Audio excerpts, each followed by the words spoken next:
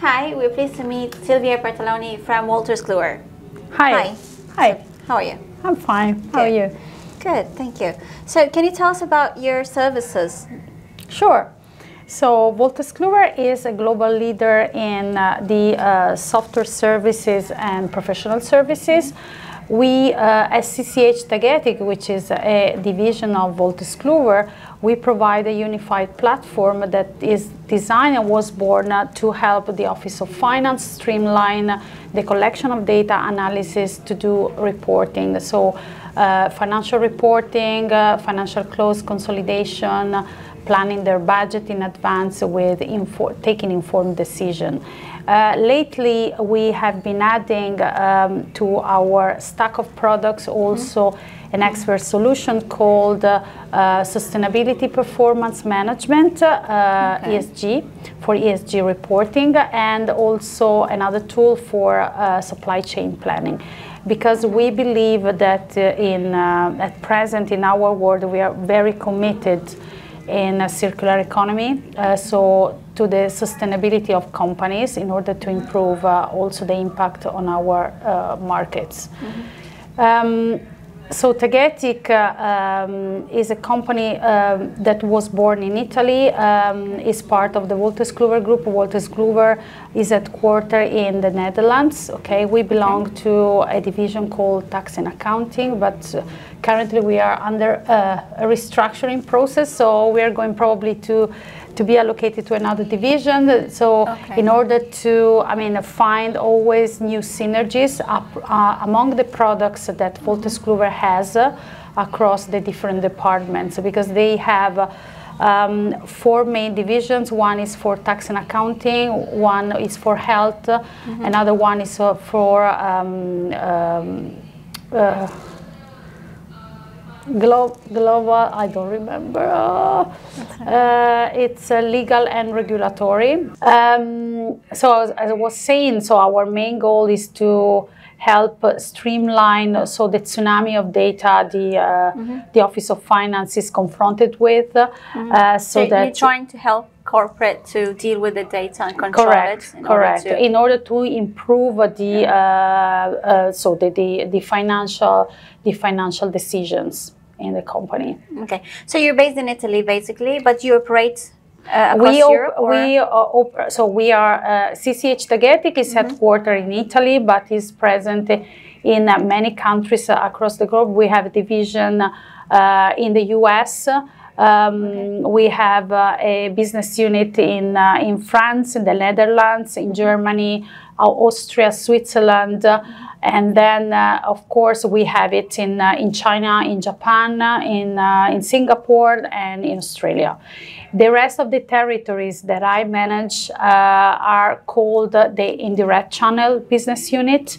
Okay, so I take responsibility for the business development in basically the MEA region, in Iberia, and in Central and South America, and also in Eastern Europe, of course.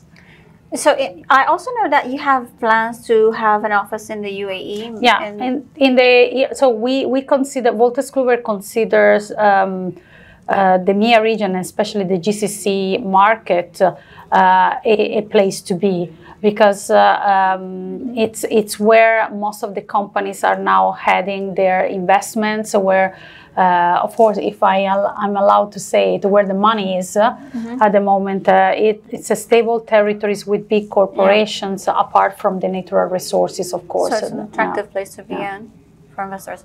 Okay, so well, that's true. I agree with you in terms of the stability and the growth that the region is witnessing. But if you're talking about sustainability and ESG in general, is it the right time for the market now to invest in ESG and sustainability here? Well, is there readiness if we're talking about the private sector, let's say?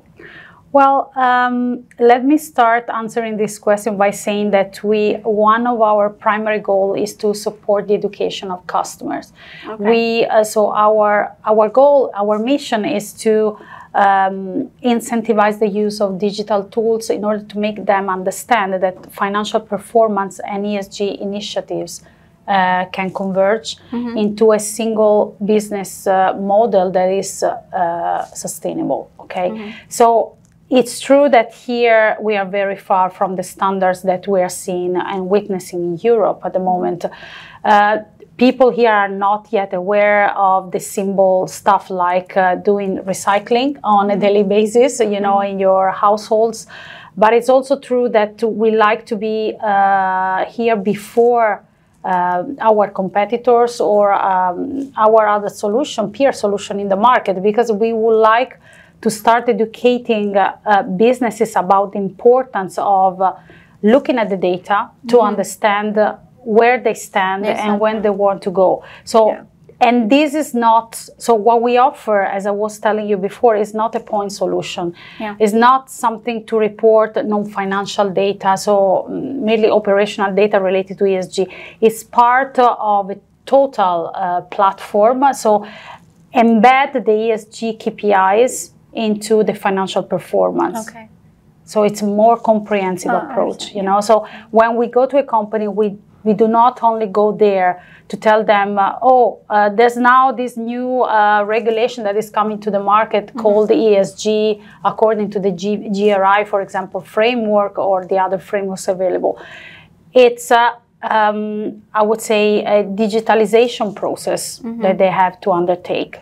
Because most of the customers we are talking about here are not yet ready, not even for the corporate performance management, because they are using Excel. So we're trying to, you know, to show them sometimes it works better if we have a testimonial from a customer elsewhere that discusses with the prospect why, I mean, they find the added value in choosing us as a solution, CCH Tagetik, you know. So in general, as you said, there is still a lot to be done in terms of knowledge and promoting ESG, sustainability, and all together. But I mean, is there willingness in the market to invest in ESG?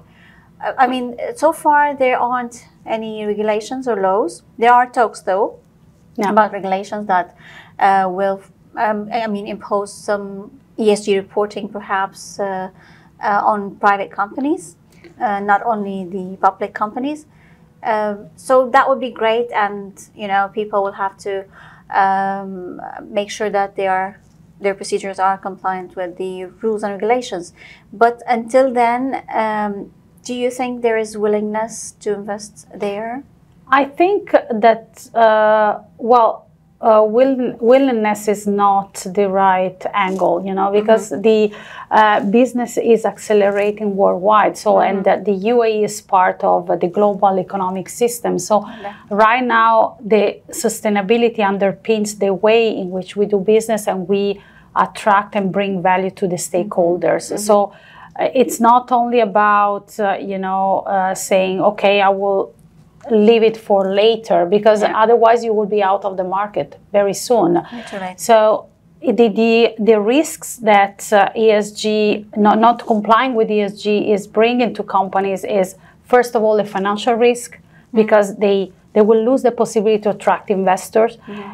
They won't be able to address the tsunami of data that they will be witnessing. Because this is, you know, increasing. The regulation, it will come. That's for sure. Because in Europe, as I was saying before, is more advanced, but sooner or later will come here as well. Because here, if you pay attention, there are many subsidiaries of companies headquartered as well. So they cannot really skip it, you know. And last but not least, this will have a repercussion on their reputation on the market, because you will attract lots of attention. So willingness is not something they can afford, so that they have to do that. So maybe there's more work to be done here, because they will be slow in getting started. But if there would be one of the biggest company getting started with ESG, the other will follow by example. Yeah. Right.